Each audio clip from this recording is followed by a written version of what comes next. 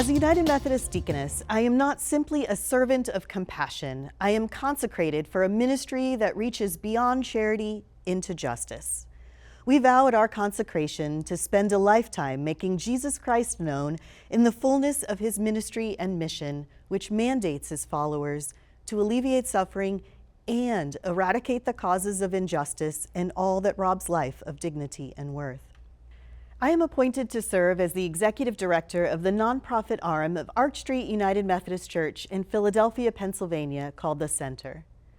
We describe ourselves as a community of faith-keeping and faith-seeking people who embrace diversity in our congregation and community and affirm the dignity and worth of every person as created in the image of God. Our welcome knows no boundaries. The church sits in the shadow of City Hall, in a city that is the poorest among the largest in the nation.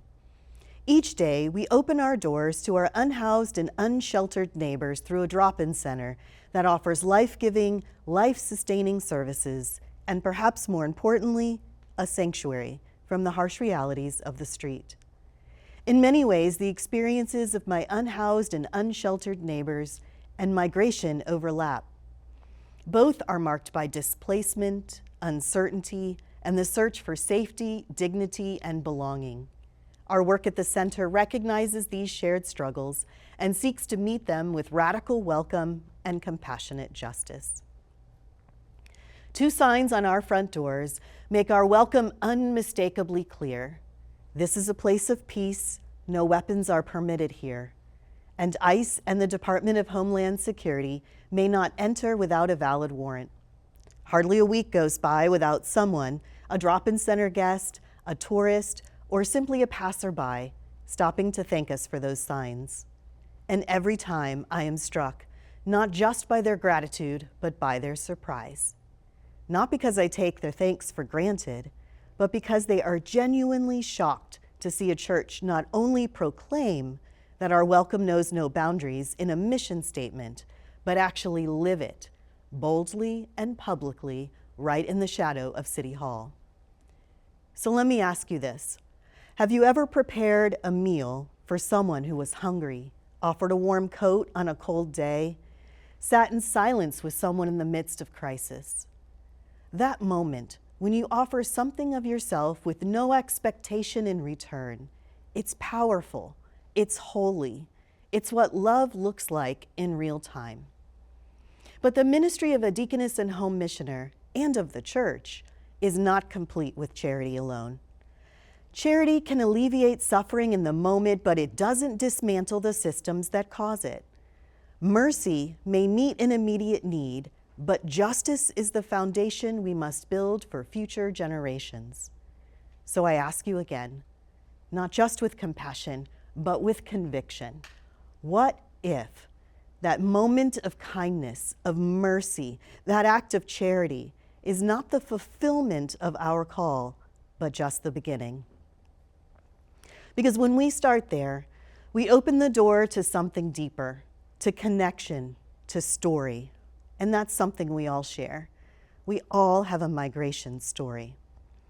Maybe your ancestors crossed an ocean like mine. Maybe your family moved from one town or state to another like mine.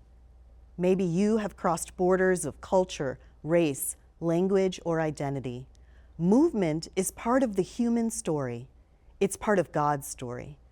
From Abraham to Ruth, from Exodus to Jesus in Egypt, God's people have always been on the move. This isn't just about them, it's about us.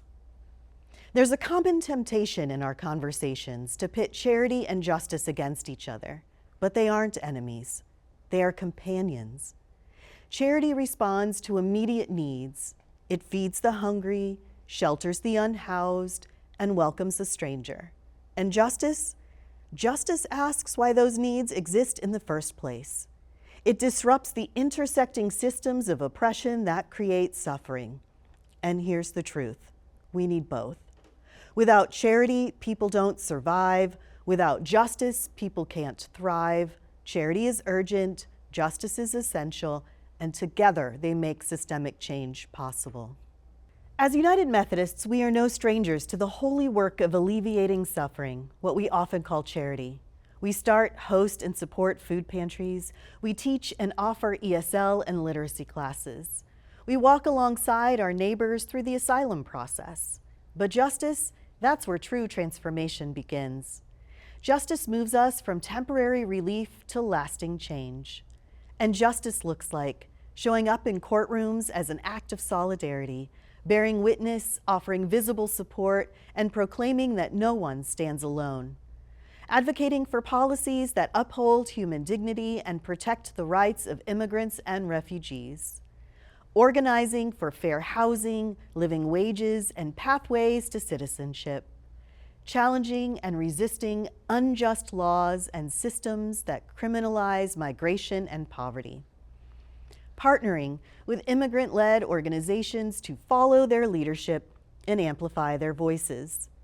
Hosting Know Your Rights trainings and protecting sanctuary spaces in our churches and communities. Speaking truth in the public square, even when it's uncomfortable, because our faith demands it. Justice is love in action, rooted in faith, sustained by hope, and led by the Spirit toward liberation for all.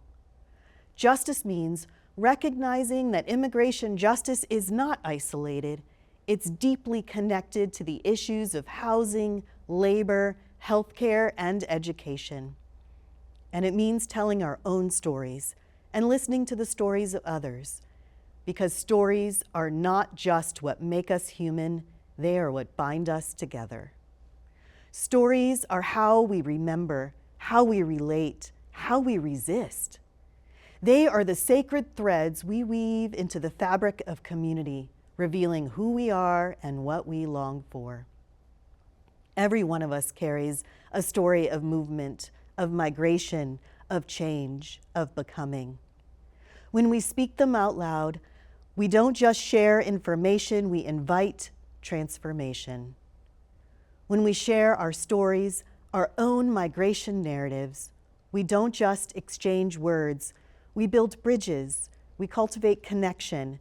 We remember that this isn't just about immigration reform, it's about human dignity.